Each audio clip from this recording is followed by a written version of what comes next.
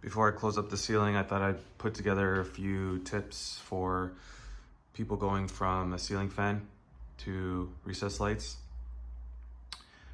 I'm gonna be putting a box cover here once I get the strain relief nut at the store now, and then I'll be spackling over this and applying some sort of texture. I know that most codes don't really allow you to hide or cover up a junction box, but I figure if this is very obvious where it is, I think I'll leave a little section without a texture so you could tell if you ever need to dig back in there.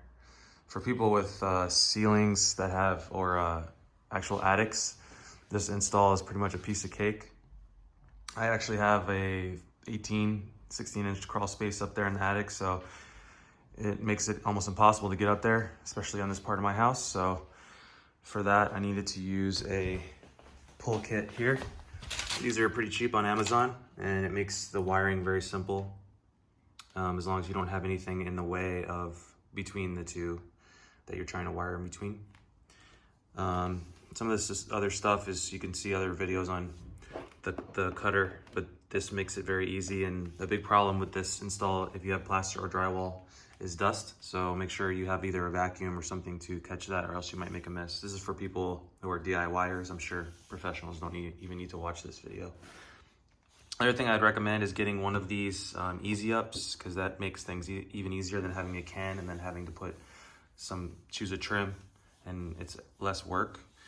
This gives you pretty much everything you need. And I think something important to point out is that if you have adjustable color temperature, that allows you to deal with a case like mine where your walls are a little bit dingy. So I like a warmer color like 2700, but if it makes your walls look brown or dirty, then you can always switch that off. So if you had bought a single trim that had one set color temperature, then it'd be more work to replace that. Most likely you wouldn't do it. I think the last thing was, if you open up your junction box where your fan was and you run into this right here, this is a 4-inch box cover, but the thing is it has this fan attachment. So these screws are about 2 3/4 inches apart. So initially I couldn't see that.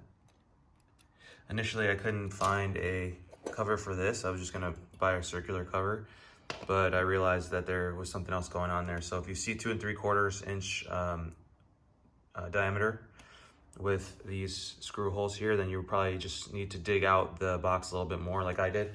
And then you end up with a 4-inch box, and that gives you much more flexibility. In my case, I found the nearest light, and I used the pull kit to run the wire from that side into the box. So I got pretty lucky. There's no way I'd be able to get up into the attic over there on that side. So the only other option, if I couldn't do that, was to drill a big hole or cut a big hole in the roof, and then or in the ceiling, and then I'd be able to access the box and maybe push it up a little bit, turn it upside down so it's accessible from the top. But in this case, this way I can actually get to it in the future if I ever want to do something else. So I think that's all.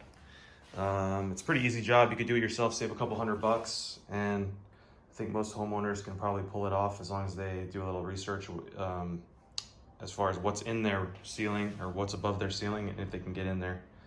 So if you have any questions, just ping below.